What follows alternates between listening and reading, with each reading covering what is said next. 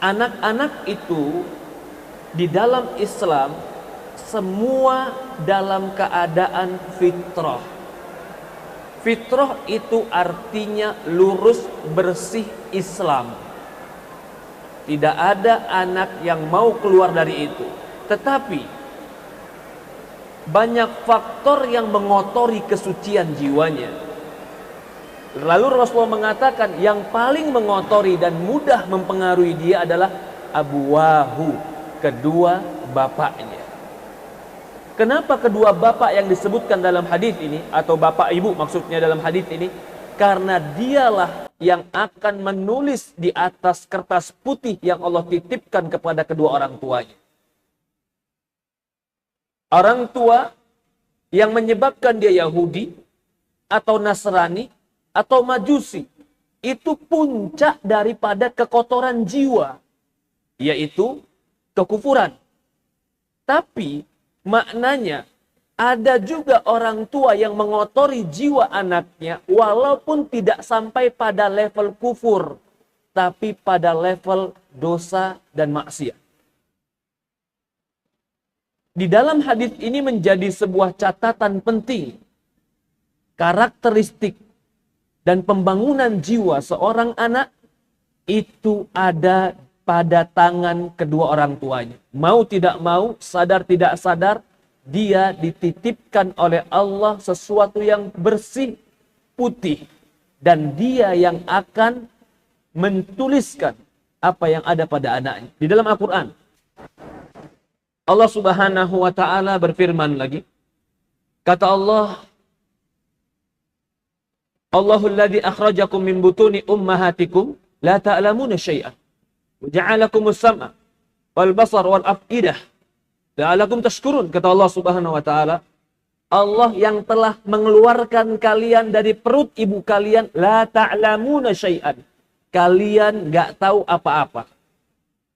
Lalu Allah jadikan bagi kalian pendengaran, penglihatan, dan Allah jadikan bagi kalian hati. Qalilan ma tashkurun, la'allakum tashkurun, agar kalian bersyukur. Perhatikan ayat ini. Ayat ini ingin menegaskan semua anak yang Allah titipkan kepada kita secara fitrah jiwa itu sama. La ta'lamuna syai'an, enggak tahu apa-apa. Enggak ada anak yang begitu lahir tahu bangkang sama ibunya, enggak tahu dia. Gak ada juga anak yang begitu lahir tahu bagaimana berbohong. Gak ada. La ta'lamuna syai'an, kata Allah. Karena kalian lahir gak tahu apa-apa. Begitu juga gak ada anak yang begitu lahir langsung tahu bagaimana berbakti sama orang tua. Gak ada. Tapi jiwa dia untuk membalas kebaikan dengan kebaikan itu adalah jiwa yang ada pada fitrah. Ya, bisa dikatakan jiwa hewani. Maksudnya hewani yang hidup. Jadi hewan dalam bahasa Arab maksudnya yang hidup. Semua yang hidup, jiwanya itu akan berterima kasih kepada sesuatu yang berbuat baik kepada dia. Ketika Allah katakan, Allah yang mengeluarkan kalian dari perut ibu kalian tidak tahu apapun. Tapi Allah kasih kita alat untuk belajar. Wa ja'alakumus sam'a. Allah jadikan bagi kalian pendengaran. Allah jadikan bagi kalian penglihatan. Allah jadikan bagi kalian hati agar kalian bersyukur. Kenapa Allah ingatkan dengan 3 perkara ini? Yang pertama Allah ingatkan dengan pendengaran. Kemudian Allah ingatkan dengan penglihatan. Kemudian Allah ingatkan dengan hati. Karena alat untuk belajar itu adalah telinga dan mata. Telinga dan mata itu adalah alat untuk mendapatkan informasi. Informasi tadi yang telah didapatkan oleh telinga dan dilihat oleh mata harus tersimpan. Tersimpannya di hati. Maka anak pertama kali lahir itu kuping dulu yang mendengar sebelum mata yang berbuka. Begitu kuping sudah mulai mendengar, dia belum bisa melihat ibunya. Tapi ketika dia mendengar suara ibunya, dia haus, dia akan nangis, dia hafal suara ibunya. Dari mana dia belajar dan tahu suara ibunya? Dari telinga. Dari mana telinganya hafal bahwasannya itu suara ibunya? Ada hati yang menyimpan memori tentang suara ibunya. Maka setelah itu, dalam waktu seminggu atau 3 hari atau mungkin kurang lebih daripada itu, mulai matanya terbuka, melihat, oh inilah wajah ibuku, inilah wajah ayahku. Agar yang dia lihat pun teringat, tetaplah disimpan di hati. Afidah. Maka hati tempat penyimpanan memori apa yang dia dengar dan dia lihat. Dari ini pula, maka hati yang tempat menyimpan memori ini akan membentuk tabiat, membentuk akhlak, membentuk karakteristik. Masuknya ke dalam hati memori tadi, fasilitasnya adalah telinga dan mata. Dari ini pula, apa yang sering dia dengar dan apa yang sering dia lihat, itu akan membentuk karakteristik dan tabiat dia. Maka orang yang paling sering berinteraksi dengan dia, itulah guru dia pertama kali. Coba saja, anak yang belum bisa bicara, begitu bisa bicara, pasti bahasanya, lafadznya, kata-katanya mirip uminya. Anak yang pertama kali bisa mendengar, bisa melihat, dia akan melihat sesuatu yang biasa dia lihat. Jadi dipahami? Fisik Allah jadikan berbeda-beda. Tapi Allah tidak akan pernah menilai kita dari fisik. Ingat ini. Di dalam hadis dikatakan, innallaha la yanzur ila suwarikum wala ila atsamikum walakin yanzur ila qulubikum. Allah nggak pernah melihat fisik kalian, jasad kalian, tapi Allah melihat hati kalian. Anak fisiknya berbeda-beda. Allah tidak pernah menilai itu dari anak. Tapi anak dilahirkan oleh Allah kepada perut ibu, dari melalui perut ibunya, semua dalam keadaan sama. Tidak tahu apa-apa, Allah kasih pendengaran, Allah kasih penglihatan, Allah kasih hati. Startnya, mulainya sama. Tapi siapa yang akan mengisi hatinya? Kalau yang mengisinya adalah orang yang tidak baik, maka telinganya akan mendengar sesuatu yang tidak baik. Kalau yang dia lihat sesuatu yang tidak baik, maka yang terekam di hatinya tidak baik. Awal dia lihat, lalu dia ikuti, lalu terus dia lakukan, ketika sering dia lakukan akan menjadi tabiat. Jadi tidak ada tabiat tiba-tiba tabiat bengkok, tidak ada. Loh Ustadz, anak saya pemarah Ustadz. Coba kamu ngaca. Biasanya kamu sering marah. Kenapa? Karena nggak ada yang ngajarin dia marah. Malaikat ketika di perut dia nggak bakalan ngajarin dia marah. Karena semua anak itu Allah katakan la ta'lamuna syai'an. Nggak tahu apa-apa. Loh kok sekarang dia bisa belajar kebohong Ustadz? Allahu alam. Saya nggak pernah ngajarin bohong Ustadz. Cuman saya sering bilang aja kalau nggak makan nanti mulutnya keluar kecoa. Subhanallah, itu bohong tidak? Ya kan kebaikan Ustadz. Biar apa? Biar anaknya makan. Dia akan makan dan dia akan makan kebohongannya. Lalu gimana dong Ustadz? Kau adalah guru dia. Jadi jangan bapak-bapak, maaf, ibu-ibu, lalu berpikir Ustadz saya mau pakai sekolah yang paling mahal. Kamu bayar anakmu di sekolah paling mahal, itu satu kelas, satu guru lawannya 20 murid. Ya tidak? Ya tidak Pak? Taruhlah guru yang paling pintar mengajarkan dia. Apakah kepegang satu guru 20 murid? Kalau akhlak secara rinci tidak. Apa buktinya? Ibu-ibu punya anak di rumah 3 orang aja udah gak kepegang Ustaz. Berapa dia pegang anak di rumahnya? 3, 4. Dia udah angkat tangan. Kalau guru satu megang 20 murid. Lalu kita bebankan dia pokoknya cetak anak saya. Gak bisa. Guru dan sekolah bukan pencetak awal. Guru dan sekolah hanya pemoles. Apa bukti lain? Bukti lain, banyak anak dimasukkan di sekolah yang sama, tapi ternyata outputnya berbeda-beda. Ketika dilihat apa yang membentuk mereka, ternyata yang membentuk mereka rumah. Rumah yang membentuk mereka. Allah Maha Adil. dalam masalah hati, fisik, atau dalam masalah hati dan ketakwaan, Allah Maha Adil. Allah jadikan semuanya nol yang sama. Walaupun dalam masalah fisik ada yang berbeda.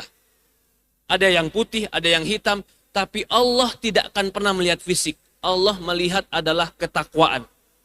Maka semua yang lahir pun asalnya adalah baik. Dalam secara jiwa, fitrah, tidak ada yang rusak. Tapi informasi yang masuk ke telinganya, informasi yang masuk ke matanya, tersimpan di dalam hatinya, dan berulang terus terjadi, itulah guru dia yang menyebabkan tabiat dia berubah. Maka jangan salah kalau ada anak yang sering main dengan asisten rumah tangga, nanti anak ini punya mental seperti asisten rumah tangga. Kenapa? Karena memang itu guru yang sering dia lihat dan sering dia dengar. Ada anak yang mungkin setiap hari mendengar ucapan ibunya. Dia akan belajar bicara. Dia akan belajar memilih kata-kata. Dia akan belajar berintonasi bicara. Siapa yang ngajarin? Ibunya. Ayahnya. Berbicara, beradab, berakhlak. Inilah pendidikan yang paling pertama kali tertanam di dalam keluarga. Fisik, wajah, hidung, kulit nggak bisa dirubah. Tapi akhlak dalam hati, itu semua Allah ciptakan sama. Artinya sama, kalau seandainya ada yang diciptakan agak sedikit berbeda mungkin dari sisi fisik atau dari sisi mental, tapi pasti Allah Subhanahu wa ta'ala akan bisa atau memberikan kepada dia kemampuan untuk berubah. Maka ini kata para ulama, al-khuluq wal khalaq itu dua perbedaan. Khuluq itu adalah kecantikan atau kebaikan yang ada di dalam jiwa. Kecantikan di dalam jiwa ini hukum asalnya semua anak yang lahir sama, putih, bersih, tidak ada hasad, tidak ada iri, tidak ada marah, tidak ada dengki. Tapi kalau dalam masalah kholok itu penciptaan fisik, Allah memang bedakan dan tidak bisa dirubah. Kemudian, kalau ini sudah dipahami, ini konsepnya, bahwasannya anak itu adalah buah tangan dari orang tua. Maka itu dikatakan dalam pepatah Arab, al-ummahat madrasatul aulad. Anak ibu-ibu itu adalah tempat pendidikan anak. Ini dia. Jadi kalau ibu-ibu punya anak gampang marah, gampang nangis, atau gampang emosi, coba lihat sekali lagi, apakah ibu menghadapi dia dengan cara emosi atau tidak. Dia tidak pernah belajar membangkang kecuali pernah melihat ada yang membangkang. Dia tidak pernah belajar bagaimana marah memecahkan gelas kecuali dia pernah melihat ada yang memecahkan gelas ketika marah. Itu pelajaran yang sangat dasar yang akan menjadi sebuah tabiat untuk dia. Kalau begitu, dipahami dari ini, maka pentingnya seorang ayah, seorang ibu, kalau dia belum menikah, dia harus cari pasangan yang baik agamanya. Karena baik agama ini akan melahirkan tabiat anak. Maka itu, Rasulullah ketika ditanya tentang pernikahan, Rasulullah mengatakan, Fadfar bidzati din taribat yadak. Kalau kau cari pasangan, carilah yang agamanya baik, kau akan selamat. Mengapa? Karena dia akan menjadi guru daripada anak-anakmu. Ucapannya akan diingat, perbuatannya akan dihafal, akhlaknya akan dicontoh, petuahnya, nasihatnya akan dilakukan. Kalau salah memilih guru untuk anak kita, maka kita mempersiapkan salah bibit untuk pohon-pohon dan buah-buah kita. Kalau sudah menikah, apa yang harus dilakukan? Kalau sebelum belum menikah jelas. Maka dari ini, orang yang mau menikah, dewasakan cara berpikirmu bahwasannya kau ingin membangun rumah tangga. Kau akan punya anak, kau akan punya keturunan. Maka pilihlah agamanya yang benar, jangan sampai kesalahanmu memilih pasangan menyebabkan pula kesalahan mendidik anak. Karena dia akan menjadi guru dari anak-anak. Kalau sudah menikah, apa yang harus dilakukan? Ustadz, kami sudah menikah. Tapi qadarullah sekarang baru tahu belajar agama. Tidak ada kata terlambat. Maka si suami dan istri harus belajar ilmu agama dan akhlak yang benar. Gak ada kata terlambat. Maka di sini juga pahamnya. Kata Rasulullah SAW, "Man yuridillahu bi khairan yufaqihu fid din." Barang siapa yang Allah kehendaki bagi dia kebaikan, Allah pahamkan dia ilmu agama. Di sini pula ayah ibu, teman-teman semuanya, dasar mengapa kita harus belajar ilmu agama. Karena kamu itu cetakan anakmu. Karena kamu itu akan membentuk karakteristik sebuah jiwa. Karena kamu akan menjadi contoh. Maka kalau ada orang yang sudah menikah tapi nggak siap menjadi contoh, dia belum dikatakan ayah yang ideal. Sudah menikah tapi nggak berani untuk berubah, itu bukan orang tua yang ideal. Sudah menikah tapi akhlaknya masih jelek, itu bukan orang tua yang ideal. Sudah menikah tapi emosinya tidak bisa dijaga, itu bukan orang tua ideal. Ketika nanti dia melihat anaknya pun pemarah, dia marah dan lebih marah lagi dan menyalahkan anak. Betapa egoisnya. Siapa yang mengajari anakmu marah dan mengajari anakmu berkata kasar? Iya Ustadz, tapi saya kan nggak pernah ngajarin. Cara mengajari anak itu bukan berarti langsung, nak kamu marah ya. Bukan. Diamnya dia memperhatikan kita, dia sedang belajar. Mungkin terkadang dia sedang bermain, seolah-olah dia nggak memperhatikan. Tapi dia dengar bapak ibunya sedang berdebat. Dia tahu itu cara menghadapi ayah. Walaupun dia sedang bermain. Karakteristik akan dibangun dari apa yang dia dengar dan apa yang dia lihat. Semua itu akan disimpan dalam hati dan memorinya. Sering dia dengar dan sering dia lihat, maka akan menjadi tabiat. Ketika menjadi tabiat, maka akan menjadi karakteristik yang kokoh dalam dirinya dan sulit untuk dirubah. Kalau begitu juga, ini tadi, solusinya apa? Kalau begitu awalnya apa? Kita bilang yang belum menikah, carilah pasangan yang agamanya baik. Kalau sudah menikah bagaimana Ustadz? Ayo mari kita suami istri belajar ilmu agama. Karena belajar ilmu agama akan merubah akhlak kita. Merubah mindset cara berpikir kita. Merubah perilaku kita. Walaupun perlahan. Tapi kita akan berubah menjadi lebih baik. Begitupun ayah. Kalau ada ayah yang cuman bisa memberikan makan, atau ayah cuman bisa menjaga fisik anaknya, atau dia cuman bisa membahagiakan anaknya secara fisikis. Ini ayah seperti ini, bukan manusia saja yang bisa. Maaf, hewan pun bisa menjaga anak-anaknya dengan baik secara fisik. Tetapi ayah yang benar adalah yang bisa menjaga kesucian jiwa anaknya di atas fitrah Islam. Maka itu Rasulullah mengatakan dalam hadis, kata Rasulullah SAW, kullukum mas'ul wa kullukum mas'ulun an ra'iyatih. Kalian itu adalah pemimpin dan akan ditanya tentang kepemimpinan kalian. Dari ini pula, mengapa di Quran Allah langsung menyebutkan kepada laki-laki, ku anfusakum wa ahlikum nara. Wahai laki-laki, jagalah dirimu dan keluargamu dari api neraka.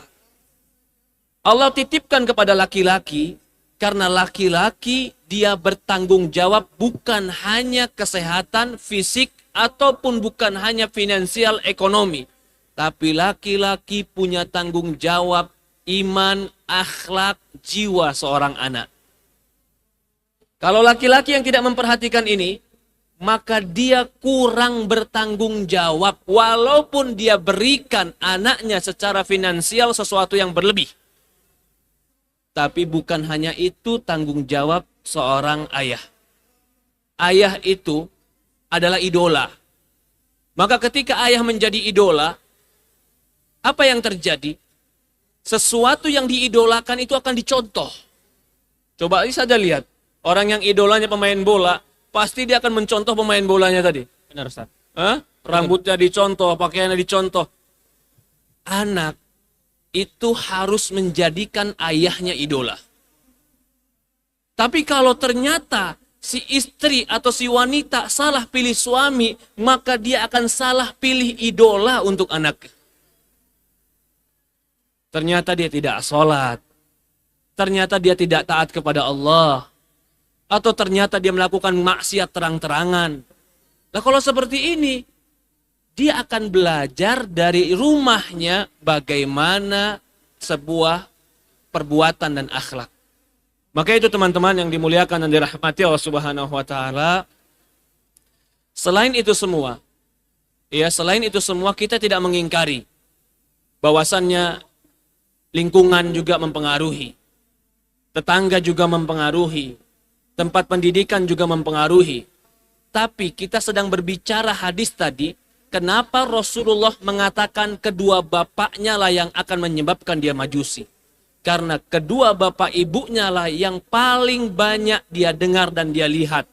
Pendengaran dan penglihatan adalah alat untuk menerima informasi yang akan disimpan di hati. Hati adalah tempat berpikir, bertindak dan berakhlak menjadi sebuah tabiat. Ayah, perbuatanmu akan dihafal oleh anakmu di dalam hatinya. Ibu, gaya bahasamu, tutur katamu, intonasimu akan didengar oleh seorang anak dan akan menjadi contoh bagi dia. Maka, jadilah kita orang tua yang bertanggung jawab terhadap jiwa anak kita. Jadilah kita orang tua yang membentuk jiwa anak kita. Tidak dia dengar dari kita kecuali kebaikan. Tidak dia lihat dari kita kecuali contoh yang baik. Jangan orang tua mencontohkan sesuatu yang tidak baik. Sadar atau tidak sadar. Orang tua yang tidak sholat mencontohkan yang tidak baik kepada anak. Orang tua yang tidak pakai jilbab mencontohkan tidak baik kepada anak. Sehingga suatu hari dia menganggap nggak pakai jilbab itu nggak masalah. Orang tua atau ayah yang berbuat atau merokok di depan anak itu mencontohkan yang tidak baik. Akhirnya di kepala dia akan sebuah statement, merokok itu tidak mengapa karena ayahku pun ngerokok. Sehingga suatu hari dia berpikir saya pun akan merokok kalau laki-laki. Siapa yang mengajari dia untuk merokok? Karena dia melihat apa yang sering dia lihat.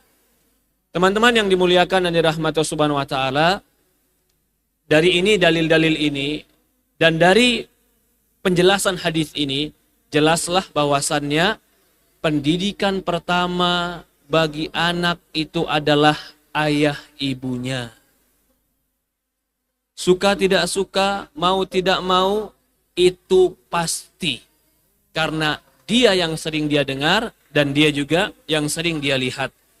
Solusinya, kalau belum menikah, cari pasangan yang baik. Kalau sudah menikah, mari kita sama-sama menjadi orang lebih baik. Hadir kajian, lalu perbanyak ibadah, minta kepada Allah taufik supaya kita bisa menjadi contoh yang baik bagi keluarga kita. Setelah itu, barulah lingkungan sekolah yang baik, teman yang baik, lingkungan rumah yang baik. Itu setelah kita memperbaiki dari dalam. Kalau kita sudah pilih sekolah yang baik, lingkungan yang baik, tapi ternyata dari dalam rusak, ini malah bisa jadi anak tadi memberikan kontaminasi jelek kepada teman-teman. Bukan dia yang menjadi baik, malah dia memberikan polusi yang jelek kepada teman-temannya. Kalau begitu yang pertama kali adalah rumah, ibu, ayah, keluarga. Kalau ini baik, anak itu akan terbiasa kebaikan, kebiasaan menjadi tabiat, tabiat menjadi sikap. Sehingga dia akan keluar bertemu orang lain dengan apa yang dia dapatkan dalam rumahnya. Ketika dia di luar rumahnya pun ternyata dikondisikan dengan sekolah yang baik, maka kebaikannya tetap terjaga. Ketika dia bertetangga, tetangganya pun dipilihkan yang baik, maka kondisi dia, fitrah dia tetap terjaga. Ketika dia dipilihkan guru, gurunya pun baik, maka fitrahnya pun terjaga. Ini semua adalah pendidikan atau ini semua lingkungan yang akan memberikan kepada anak-anak itu kebaikan. Allah alam, ini yang saya bahas ya. Mungkin bagi teman-teman yang ingin bertanya atau mungkin saya serahkan kepada moderator, silahkan. Masya Allah Ustaz, jazakumullahu khairan atas ilmunya dan nasihatnya Ustaz. Jadi memang untuk mendidik karakter seorang anak itu memang mulai dari rumahnya sendiri ya Ustaz. Terutama dari seorang ibunya Ustaz. Mungkin sebelum kita beralih ke pertanyaan dari para peserta Ustaz, tadi kan sempat disinggung untuk memperbaiki secara kualitas keilmuan orang tua ya Ustaz. Nah mungkin bisa dijelaskan Ustaz, materi apa sih yang perlu dipahami oleh orang tua untuk mendidik anaknya di rumah Ustaz? Iya, ini pertanyaan penting sekali ya. Pertanyaan penting sekali. Tadi kan kita bilang, mau tidak mau, sadar tidak sadar, engkau yang akan mencatat sesuatu di dalam hati anakmu. Dari mana kau catat itu? Dari telinga dia dan penglihatan dia. Karena dua ini adalah alat informasi yang akan masuk ke dalam hatinya. Oke? Maka ketika kau tidak memasukkan sesuatu yang baik, maka akan tertanam dalam dia tidak baik. Agar kau bisa menanamkan kebaikan, maka kita, orang tua harus belajar. Pertanyaannya, apa yang harus kita pelajari? Kan seperti itu. Betul Ustaz. Banyak orang tua sekarang belajar tentang bagaimana mendidik anak, psikologi pendidikan. Saya sangat setuju itu. Tetapi, kalau psikologi tidak dibangun di atas agama, mengenal Allah, maka akan ada yang pincang. Coba Pak, mengapa Ibrahim bisa mencetak Ismail, anak yang patuh dan puncak kepatuhannya, anak, aku ingin sembelih engkau. Maukah kau kusembelih? Apa kata anaknya? Bapak, sembelih aku kalau memang itu perintah Tuhan. Adakah puncak kepatuhan lebih patuh daripada ini? Siap disembelih Bapak. Lah anak sekarang jangankan disembelih bapak, disuruh ngambil kopi, nak ambilin kopi bapak. Lah bapak males amat ambil sendiri pak. Subhanallah. Gimana mau disembelih? Disuruh ngambil kopi ya susah. Lalu bapaknya bilang, emang nih Ustaz, anak ini aduh, malah dia jatuhkan lagi anaknya. Pertanyaannya, mengapa Ibrahim bisa mencetak seorang anak yang anak itu betul-betul pasrah patuh kepada orang tua walaupun disembelih? Apa yang diajarkan kepada anaknya? Yang diajarkan Ibrahim kepada anaknya adalah memperkenalkan Tuhannya. Jadi dia tahu berbakti kepada bapak itu karena Tuhan, karena Allah. Berbuat baik kepada bapak karena Allah. Maka itu kata Ismail apa?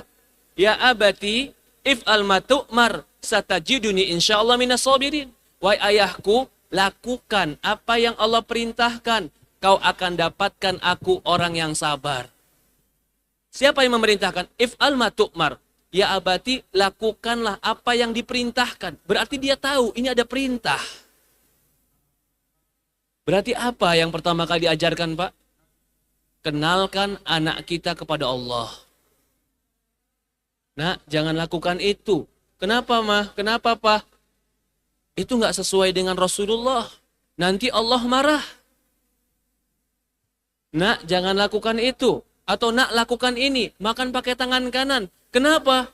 Kalau kau makan pakai tangan kanan, kau akan dicintai oleh Rasulullah dan dicintai oleh Allah. Tanamkan ke dalam hati anak adalah mengenal Tuhannya. Ini yang pertama kali. Berarti, apa ilmu yang harus dipelajari orang tua? Kita tidak mengenyampingkan tadi ilmu tentang kejiwaan, ilmu tentang pendidikan, tidak. Tapi kalau kau tidak mengenal Tuhanmu dan kau tidak kenalkan kepada anakmu tentang Tuhanmu, maka kau bisa jadi seperti menulis di atas air. Gak ada. Harus kenal.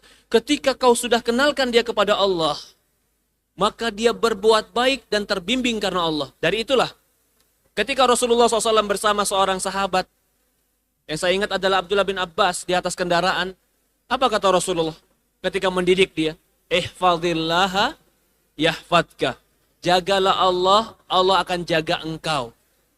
Jadi dari kecil, anak itu sudah dikenalkan tentang Allah.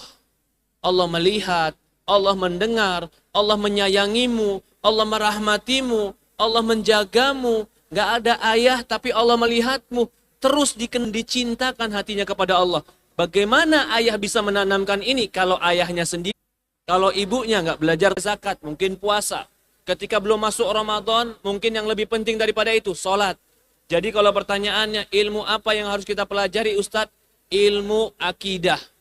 Yang kemudian, orang tua juga harus belajar ilmu tentang baca Al-Quran. Kita nggak mengatakan orang tua harus menjadi mahir pada Al-Quran.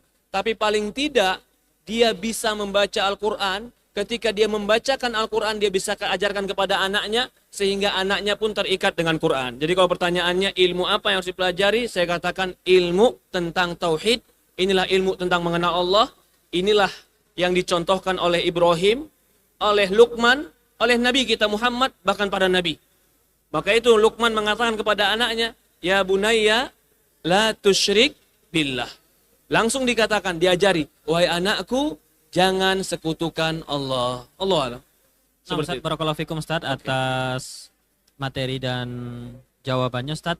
Mungkin kita beralih ke penanya dari pengunjung Ustaz. Bapak yang baju hitam bisa bertanya? Dibantu mic-nya. Assalamualaikum warahmatullahi wabarakatuh Ustaz. Waalaikumsalam. Izin bertanya Ustaz.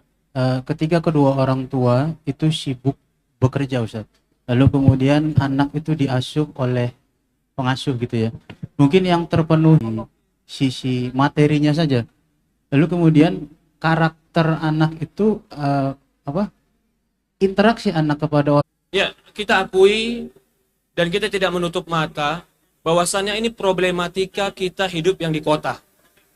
Kebanyakan kita hidup di kota itu suami bekerja, istri bekerja. Ya, coba kita berpikir bersama, apa tujuan kita bekerja? Coba kita tanya dulu nih kepada diri-diri kita. Apa tujuan kita ngumpulin uang? Mungkin akan mengerucut kepada sebuah jawaban adalah untuk membahagiakan anak dan bertanggung jawab terhadap anak. Oke. Benar.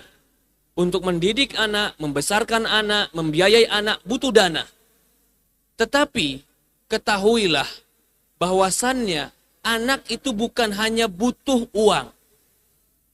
Anak juga butuh kasih sayang, butuh waktu, butuh bersama, butuh mencontoh, butuh melihat, butuh bermain.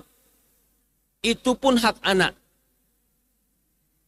Maka kalau kita berbicara idealis, yang paling baik, laki-laki yang bekerja, perempuan tidak bekerja.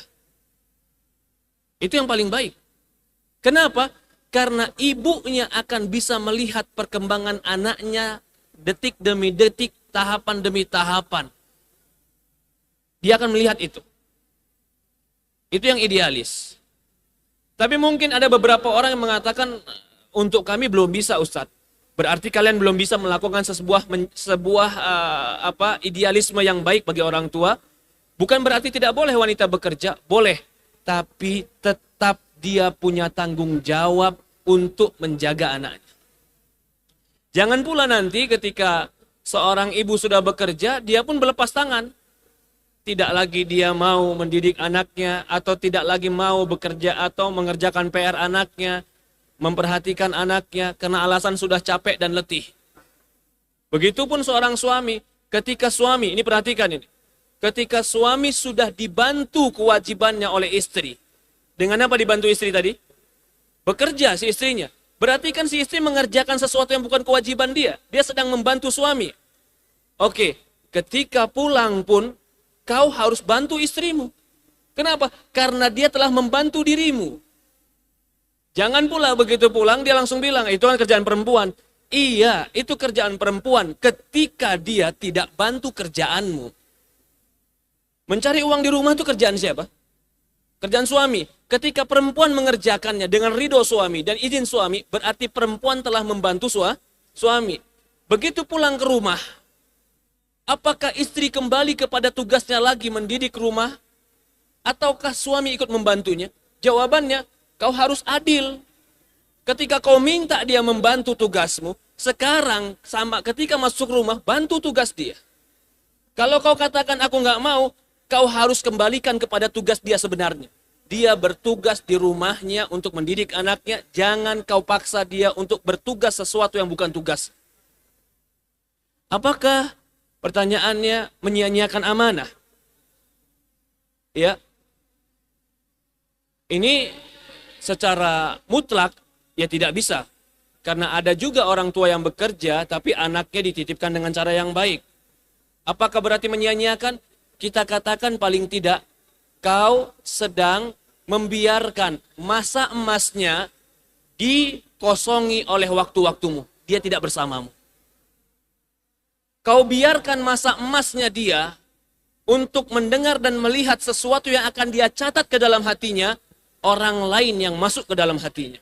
Maka jangan heran ketika ada mbak di rumah pulang kampung, dia nangis. Tapi ibunya pergi safar 3 hari 3 malam, dia nggak pernah tanya. Jangan heran. Karena mbaknya udah masuk ke dalam hati dia. Ibunya belum masuk ke dalam hati dia. Bukankah itu sebuah kekurangan? Walaupun kita nggak bisa mengatakan itu sebuah kedurhakaan. Kalau kedurhakaan terlalu jauh. Tapi ini sesuatu kekurangan. Yang harusnya masuk ke dalam hati anak adalah ibunya. Yang dia cari ibunya. Yang dia hangatkan ibunya. Yang dia merasa kehilangan adalah ketika ibunya tidak ada. Ketika seorang ibu sudah tidak di hati anaknya, bukankah ini sebuah kekurangan bagi seorang ibu? Itu kekurangan. Keberhasilan seorang wanita bukan dirinya yang menjadi hebat, tapi anak-anak yang menjadi hebat itu membuktikan ibunya adalah orang yang hebat. Jadi anak tidak bisa mengatakan pasti dia tidak amanah atau menelantarkan amanah, tergantung sebesar apa dampaknya terhadap anak tadi. Kalau dampaknya betul-betul sampai anak-anak telantar, dia cuma tahu punya uang, bergaul rusak, akhirnya menjadi anak-anak yang yatim dan piatu, tanda kutip, yatim piatu bukan gak ada bapak, gak ada ibu, gak ada yang mendidik dia. Maka di sini dikatakan orang tua tidak bertanggung jawab. Dia hanya bertanggung jawab fisik tapi tidak bertanggung jawab secara batin. Allah Allah. Masya Allah Ustaz, Ya. jazakumullahu khairan Ustaz atas jawabannya. Mungkin kita beralih ke penanya akhwat. Dibantu tolong panitia satu penanya akhwat.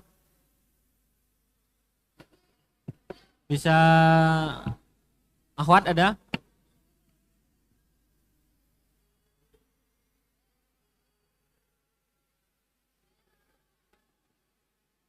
Oh ada.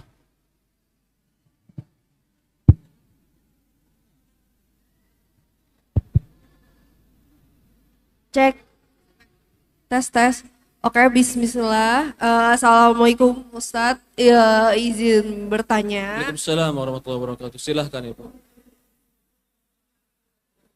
Kan tadi, jadi salah satu syarat ketika kita ingin menikah itu adalah kita mencari pasangan yang soleh atau solehah gitu ya Ustadz. Nah, pertanyaannya itu adalah gimana cara kita memastikan bahwa orang tersebut dia benar-benar beriman kepada Allah dan bertakwa kepada Allah gitu, supaya kita nggak ketipu dengan mungkin dari perawakannya Dari atau yang jenggotnya. terlihat secara visual. Ya, sekian, jazakallah khair. Kadang nih jenggot-jenggot ikhwan luar biasa. Tapi hati-hati, nggak semua yang berjenggot, jenggotnya berarti karena Allah. Ada juga jenggot karena akhwat. Dia pakai jenggot supaya dilihat soleh sama akhwat, ya subhanallah. Pertanyaannya, bagaimana supaya nggak salah pilih pasangan? Itu pertanyaan. Ketahuilah, al-qulub ma'ajunudil mujannadah. Hati itu akan dipasangkan dengan yang sama, kata. Ma ta'arafa minha talaf wa ma tanaqara minha ikhtilaf, kata Rasulullah. Kalau dia itu udah klik, pasti cocok. Kalau dia enggak, pasti akan berpisah. Maka dari itu, sebenarnya sebelum kita kemana-mana, bercerita tentang bagaimana mencari karakteristik pasangan yang soleh, yakinlah, solehkan dirimu, jujur kepada Allah, kau soleh dan kau baik, Allah akan satukan orang yang semisal hatimu. Itu yang terpenting. Kita terkadang sibuk mencari kriteria orang lain, tapi kita lupa diri kita itu gimana. Gak mungkin Aisyah dipilih Rasulullah cuman karena fisik, tidak mungkin. Pasti menyatukan Rasulullah dengan Aisyah itu ada kesamaan jiwa. Jangankan pasangan nikah, kita ketemu orang, 10 orang, 15 orang. Kadang-kadang 1-2 orang kita langsung merasa klik, cocok kayaknya sama dia. Temen ini. Apa sebabnya? Al-qulub ma'ajunudil mujannadah. Rasulullah mengatakan hati itu akan condong dengan semisalnya. Dari konsep ini berarti kalau kita mau cari pasangan yang baik, perbaiki diri kita, bukan malah kita yang memperketat apa itu? Kriteria kita. Memperketat kriteria, Ustadz saya mau nikah, bagus. Cuman ikhwannya soleh Ustadz, kayak Nabi Muhammad, gantengnya kayak Nabi Yusuf. Ya subhanallah. Nyari di mana?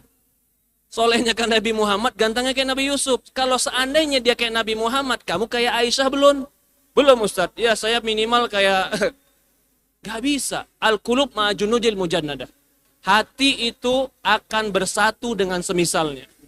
Nah, barulah nanti background dia, teman-teman dia, kebiasaan dia, sholat dia, tanya sholat dia, sholatnya gimana? Di rumah atau di masjid? Sholatnya gimana? Baik atau enggak? Pergaulannya gimana? Tanya sama teman-temannya. Itu setelah apa? Setelah kita memperbaiki hubungan kita dengan Allah. Ya kalau kita bicara lagi bagaimana memilih yang cara baik, tentu akan ada waktu yang lebih panjang. Tapi saya ingin menegaskan kepada ini. Ayo, yang paling penting itu perbaiki diri kita di hadapan Allah. Allah akan jodohkan kita dengan orang yang semisal dengan diri kita. Allah alam. Mungkin satu pertanyaan terakhir dari Ya, silahkan. Pakai mic Mas. Bismillah, Assalamualaikum warahmatullahi wabarakatuh, Ustadz. Waalaikumsalam warahmatullahi wabarakatuh. Silahkan akhi. Temanya kan membangun karakter anak ya, Ustadz. Nah, yang Ana tanyakan itu kan anak perempuan sama laki-laki itu berbeda kan, Ustadz, untuk cara pendidikannya. Oke. Karena ini kan yang dibangun adalah suatu karakter. Nah, yang Ana ketahui ya di sekeliling kita makin banyak karakter kayak laki-laki, kayak ahwat penampilannya gitu. Adapun yang ahwat kayak ikhwan gitu ya dalam karakter ataupun dia dan sebagainya. Apakah itu salah satu dampak dari orang tua sendiri, Tat? Oke. Sekarang kita bahas tadi. Mungkin fisik ada yang cacat. Lahir fisik ada yang cacat. Tapi secara jiwa nggak ada yang cacat. Jiwa itu semua dalam keadaan fitrah. Maksud cacat gimana? Dia di fisik laki-laki, tapi jalannya perempuan, Ustadz. Nggak ada itu. Nggak ada. Nggak ada orang yang Allah lahirkan, jiwanya salah casing. Nggak ada. Tapi dia yang merusak jiwanya. Sehingga jiwanya merasa tidak cocok di casing laki-laki. Apa mungkin Allah memaksa dia untuk berbuat dosa, lalu Allah masukkan dia ke neraka karena perbuatan dosa yang telah Allah paksa untuk dia? Nggak mungkin. Allah itu maha adil. Allah kasih semuanya dalam keadaan suci, nggak tahu apa-apa. Tapi dia akan jadi kotor. Siapa yang mengotorinya? Orang tuanya mengotorinya. Contoh, dari kecil, ini anak nih Masya Allah laki-laki, putih, tembem, lucu. Si ibu kebetulan dulu sebelum lahir nih anak bilang, pengen punya anak perempuan. Udah beli kebetulan baju perempuan. Pas lahir laki-laki, iseng-iseng dipakein nih jilbab. Wih lucu banget, dipoto. Lucu. Awalnya bercanda. Tapi seolah-olah dia terpuji. Dipuji nih anak sedang pakai jilbab. Padahal dia laki-laki perempuan. Laki-laki. Kan ibunya bilang, kan cuma bercanda Ustadz, lucu-lucuan doang. Oke. Sekali, 2 kali, 3 kali. Tertanam di hati dia, aku kalau kayak perempuan lucu loh. Aku kalau kayak perempuan cantik loh.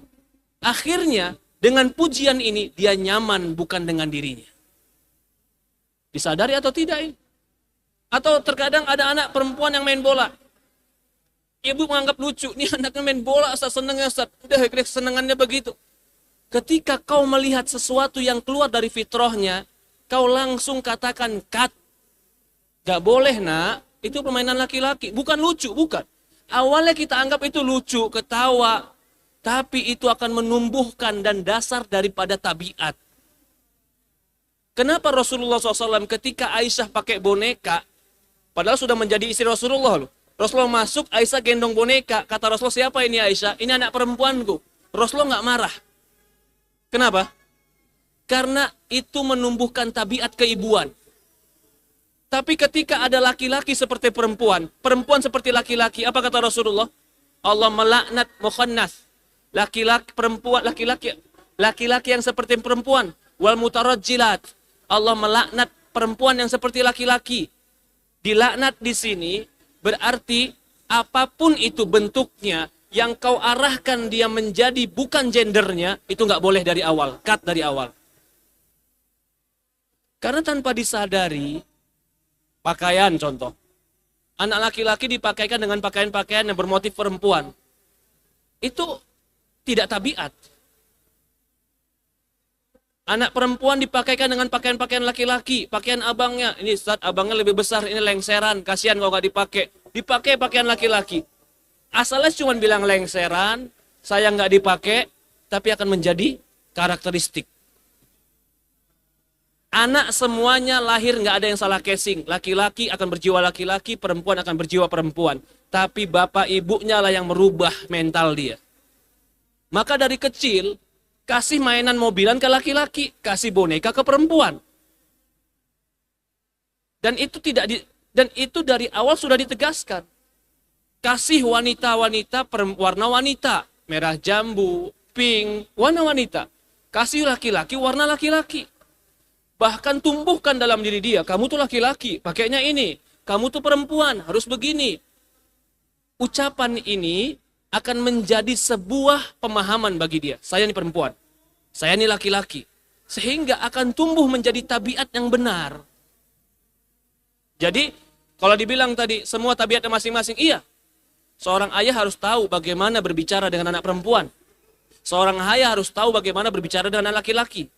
Seorang ayah harus tahu bagaimana menumbuhkan rasa kewanitaan pada perempuan. Gak boleh dia samakan laki-laki dengan perempuan. Adil iya, tapi berinteraksi terkadang beda.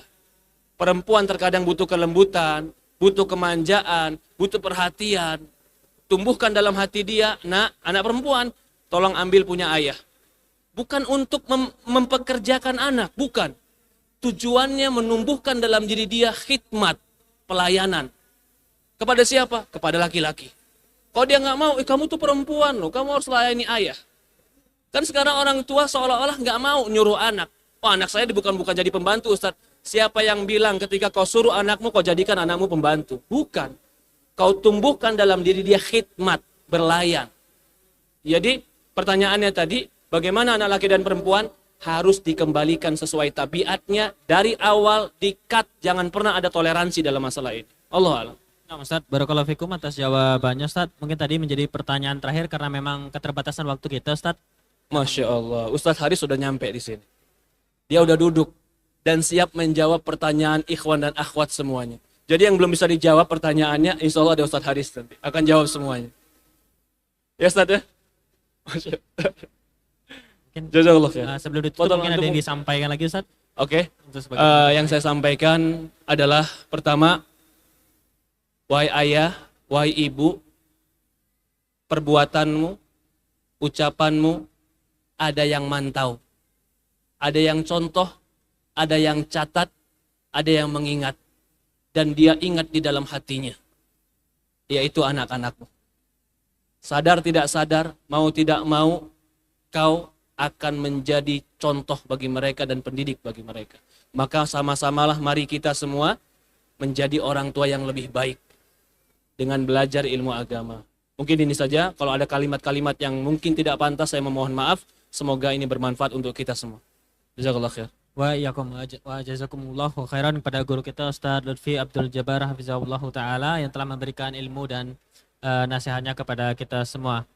Kami selaku MC mohon maaf dan mohon pamit undur diri apabila banyak kekurangan dan kesalahan dalam kajian pada sore hari ini.